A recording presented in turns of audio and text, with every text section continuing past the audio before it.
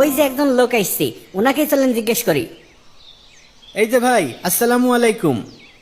ওয়ালাইকুম আসসালাম। বলেন ভাই। ভাই, আমরা কাজী সাহেবের দরবারে যাব, বলতে পারেন রাস্তাটা কোন দিকে? কোন কাজী সাহেব? কাজী ইউসুফ। ও, কাজী ইউসুফ। জি ভাই, আপনারা সোজা চলে যান। সামনের গ্রামের পরে আরেকটা গ্রাম আছে, ওইখানে গিয়ে আবার জিজ্ঞাসা করবেন, যে কেউ বলে দেবে। অনেক ধন্যবাদ ভাই। আসসালামু আলাইকুম। ওয়ালাইকুম আসসালাম। লোকদের কথা অনুযায়ী এই এলাকাতেই কাজী ইউসুফের দরবার হওয়ার কথা। ওই যে ওইখানে দুইজন লোক দাঁড়িয়ে কথা বলছে, চলেন জিজ্ঞাসা করি। আসসালামু আলাইকুম ভাই, এই এলাকায় কাজী ইউসুফের দরবার কোনটা বলতে পারবেন? কাজী ইউসুফের দরবারে যাবেন? জি ভাই। ওনাকে তো এখন দরবারে পাবেন না, তাহলে কোথায় পাবো? একটু আগে ওই নদীর পাড়ে দেখলাম, তাড়াতাড়ি যান, এখনো থাকতে পারে। অনেক ধন্যবাদ ভাই। এই চলো চলো।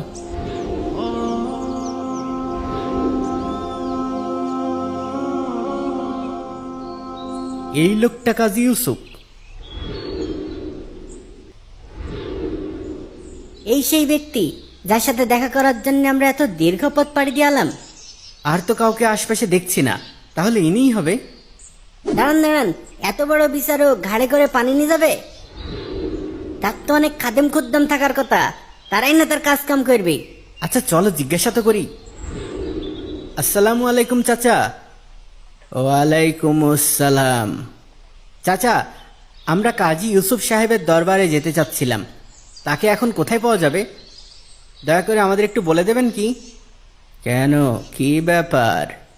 একটা ব্যাপার নিয়ে আমাদের মধ্যে মতবিরোধ দেখা দিছে। আমরা তার কাছে এসেছি যেন সে একটা সঠিক ফয়সালা করে দিতে পারে। ও, আপনাদের সমস্যা কি খুলে বলেন। কাজী ইউসুফ এখন আপনাদের সামনেই দাঁড়িয়ে আছে। আলহামদুলিল্লাহ, আলহামদুলিল্লাহ, আলহামদুলিল্লাহ। পথেই আপনার দেখা পেয়ে যাব এটা ভাবিনি, অনেক ভালো লাগছে।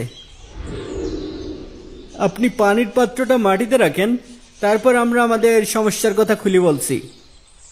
পাত্র মাটিতে রাখার প্রয়োজন নেই, আপনারা কথা শুরু করুন। হযরত, পানি ভর্তি পাত্রটি অনেক ভারী, আমাদের বিষয়টি চূড়ান্ত হতেও বেশ সময় লাগতে পারে।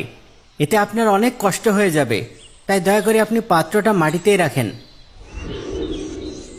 এই জমিন পথচলা মানুষের হকের অন্তর্ভুক্ত। আমি এখানে পানির পাত্রটা রাখলে তাদের পথ চলায় সাময়িক অসুবিধা হবে, সুতরাং সামান্য সময়ের জন্যে হলেও আমি তাদেরকে কষ্টের মধ্যে ফেলতে চাই না। অতএব দেরি না করে আপনাদের মূল বক্তব্যটা শুরু করুন।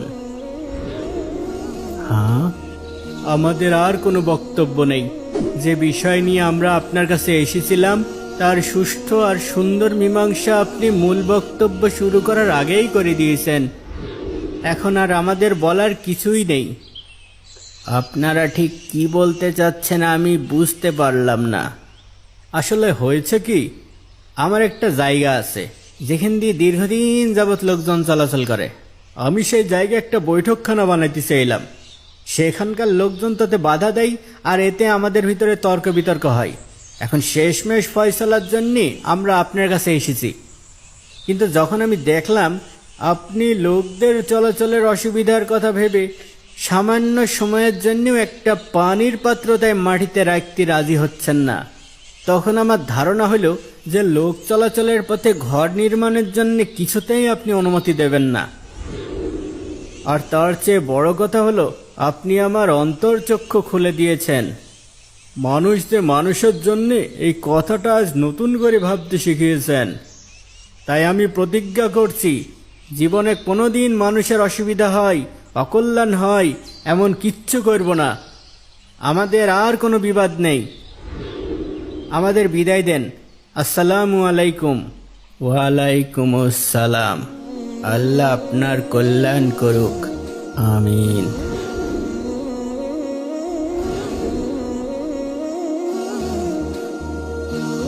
ওই যে আসছে আলী ভাইরা।